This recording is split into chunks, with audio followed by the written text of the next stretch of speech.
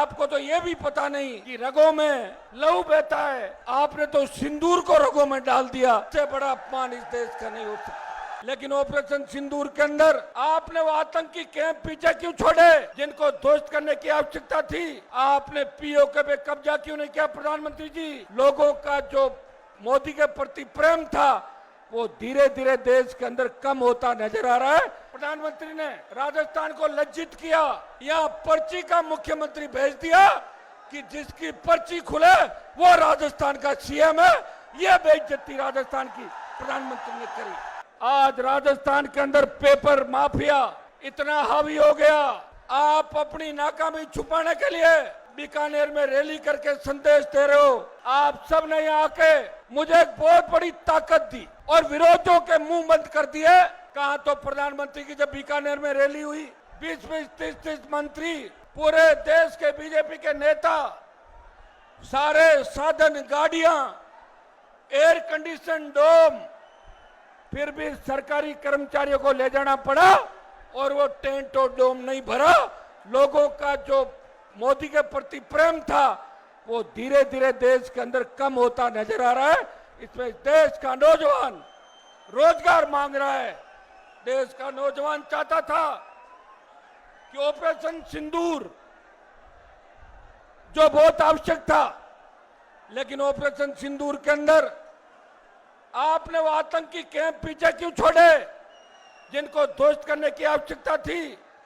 आपने पीओके पे कब्जा क्यों नहीं किया? प्रधानमंत्री जी, आप अपनी नाकामी छुपाने के लिए बीकानेर में रैली करके संदेश दे रहे हो और आपको तो ये भी पता नहीं कि रगों में लहू बहता है।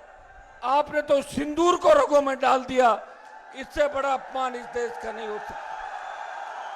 सिंदूर हमारी संस्कृति का प्रतीक है और माताएं बहनें सिंदूर को मिटने नहीं देती। यहाँ की नारी, यहाँ की सतियां और यहाँ की जो हमारी वीरांगनाएं, उनकी अजब कहानी इस राजस्थान की वीरांगनाओं की। भाइयों, प्रधानमंत्री ने राजस्थान को लज्जित किया, यहाँ पर्ची का मुख्यमंत्री भेज दिया कि जिसकी पर्ची खुले वो राजस्थान का सीएम है। ये बेइज्जती राजस्थान की प्रधानमंत्री ने करी। हमें इन सब का बदला लेना है, लेकिन बदला हमें कांग्रेस पार्टी से भी लेना है। कांग्रेस भी आपकी नहीं है। आपको जिस काम के लिए आमंत्रित किया, आज राजस्थान के अंदर पेपर माफिया इतना हावी हो गया। आरपीएससी, माध्यमिक शिक्षा बोर्ड, कर्मचारी चयन बोर्ड भ्रष्टाचार के अड्डे बन गए। कई मंत्री की पोती नकल करते हुए पकड़ी जाती है, उस मामले को दबा दिया जाता है। मैं पूछना चाहता हूं भजनलाल जी, आपके मंत्री की पोती नकल करते हुए पकड़ी गई, कम से कम एक बयान तो मंत्री का आना चाहिए कि पोती ने गलती करी या ये नकल की सीख दादाजी ने दी थी। ये राजस्थान की जनता जानना चाहती है।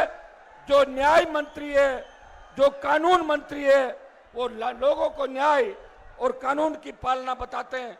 उनके घर के अंदर अगर इस तरह संस्कार दिए जाएंगे तो राजस्थान का भविष्य क्या होगा, ये राजस्थान का जवान आपसे जानना चाहता है। भाइयों, एसआई भर्ती के अंदर जो घोटाला हुआ, भारतीय जनता पार्टी के तमाम नेताओं ने सड़कों पे बात कही कि हम अगर सत्ता के अंदर आए एसआई भर्ती को रद्द करेंगे, सीबीआई जांच कराएंगे, आरपीएससी का पुनर्गठन कराएंगे, पीटीआई से लेके तमाम उन भर्तियों का जिनके पेपर लीक हुए, हम आयोग बिठा के रीट लेवल फर्स्ट उसकी सीबीआई जांच कराएंगे और बड़े मगरमच्छों को पकड़ के सलाखों के पीछे डालेंगे।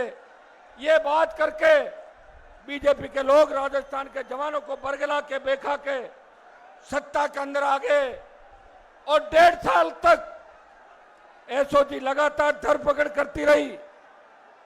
55 से लगभग थानेदार पकड़े गए और 200 राडार पे और 103 लोगों की गिरफ्तारी हो गई। आरपीएससी के 2 मेंबर जेल के अंदर है। किसी भी चेयरमैन से पूछताछ नहीं हुई। मैं पूछना चाहता हूं भजन लाल जी, क्या आप जाति पूछ के गिरफ्तारी करते हो? क्या वो शेड्यूल ट्राइब के मेंबर हैं? वो ओबीसी के मेंबर हैं, इसलिए जेल के अंदर है। आपने संजय सोत्रे से पूछताछ क्यों नहीं करी? आपने शिव सिंह राठौर से पूछताछ क्यों नहीं करी?